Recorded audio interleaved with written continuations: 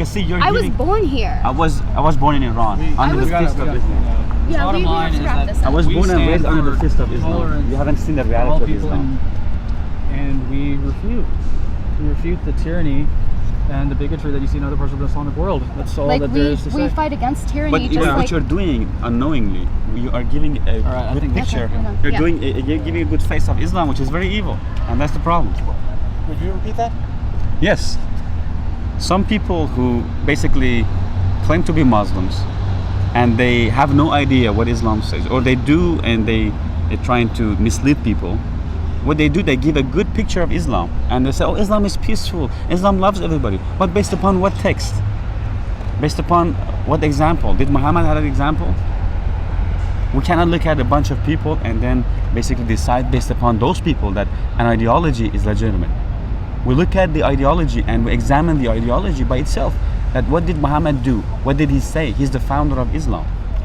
But is that strict interpretation, or that It's a plain hateful? Is it interpretation. being?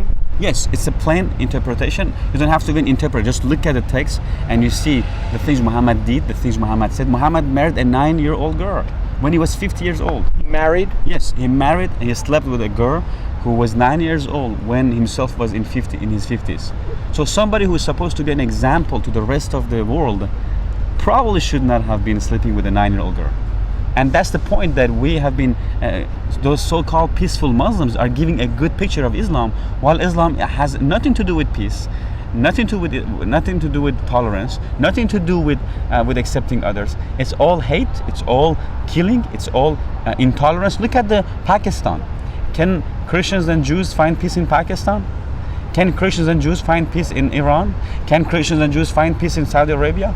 Can Jews and Christians find peace in Iraq and in Syria and in other countries?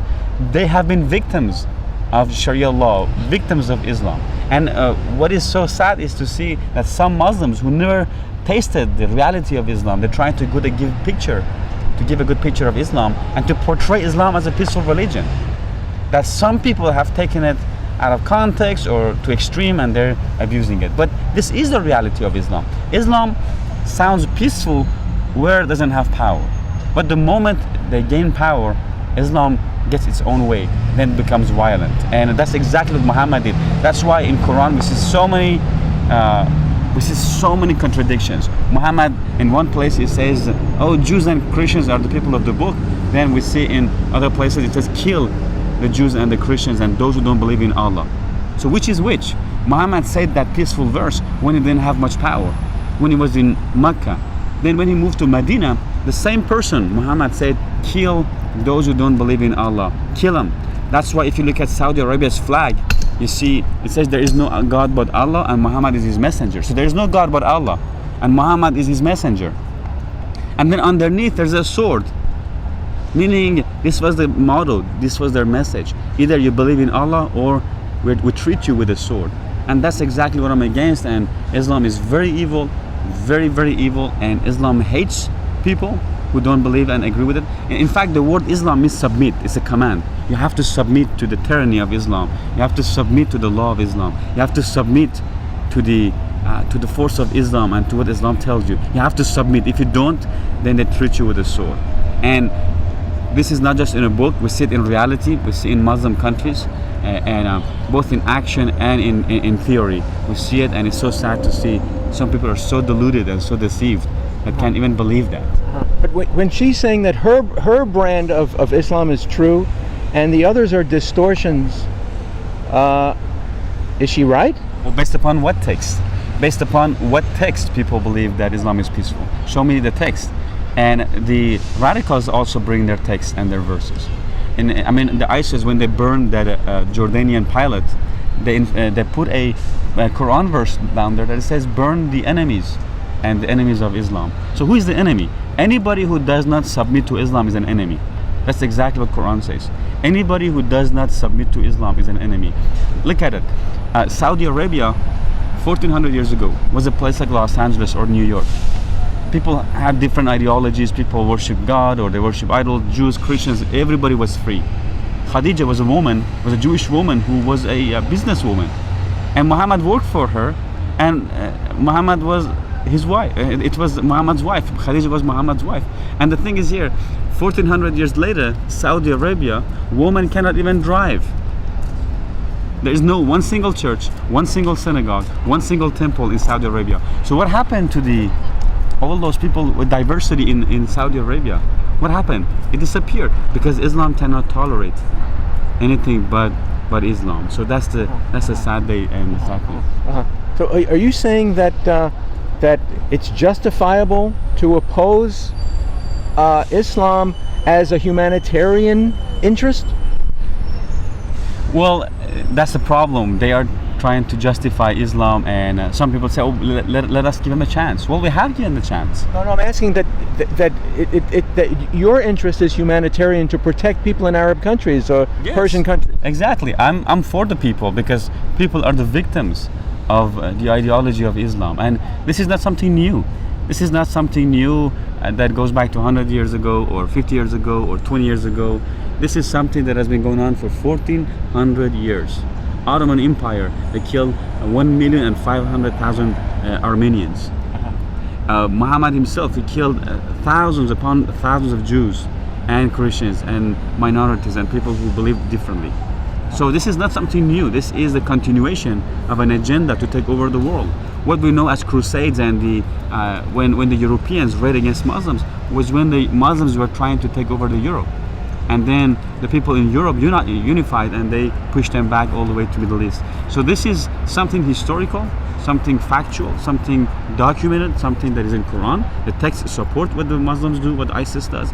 And it's absolutely absurd to see that some people are trying to defend Islam while it can't be defendable. I mean, take it to any court, Islam cannot be defendable. Islam is hiding under the umbrella of religion, while Islam has nothing to do with the religion. It's an ideology of hate and killing. It's like a form of fascism and Nazism hiding under the umbrella of religion. And it's so sad that it's getting its own way, and it's getting its way as a religion. Would you say that the rally here today is meant to soften America's defenses against Islamic domination? Well, Islam has two forces. One of the forces of Islam is that one of the forces of Islam are in the Western countries say, "Oh, we're peaceful, we're good people." But back there, behind them, there's an army of violent people who are killing others. So which one we are to believe?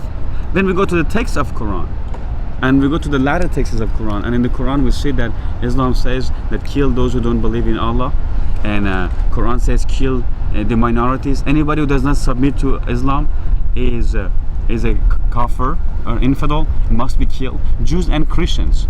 And for example, Christians believe that Jesus is the Son of God. Okay? And in Quran, in Surah 9, verse 29 and 30, it says those who call Jesus the Son of God, it says they are deluded and Allah's curse be upon them.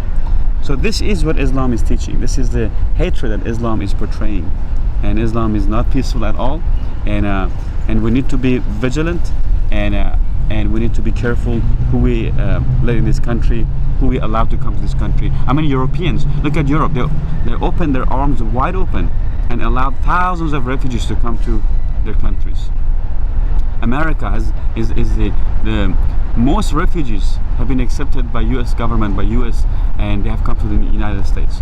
You look at the Muslim neighborhoods, Muslim places in Michigan and in Chicago and different areas in Minnesota. They're free, they're living their lives. They have their job, they have their business. Nobody discriminates against them because nobody knows what Islam is. But thank God for media and for the internet day that people can see the reality of Islam in other part of the world. And we see that, I mean, those 19 terrorists who committed the 9/11. Did anybody hate them? Did anybody discriminate against them? Did anybody was mean to them? No. They do this because they believe in an ideology. They believe this because Islam is wicked and there's nothing peaceful about Islam. Islam is the problem. Islam is the ideology of hate, and we need to defeat it. We need to stand against it. And I see the day, and I pray, and I wish that we have a day that Islam become illegal in the Western countries, and even in Muslim countries. Even in Muslim countries, I can tell you in Iran, 80% of people hate Islam because they have been not a victim of a regime, but an ideology. Women have been oppressed by men because of what Islam says. Islam says that women are half of a man.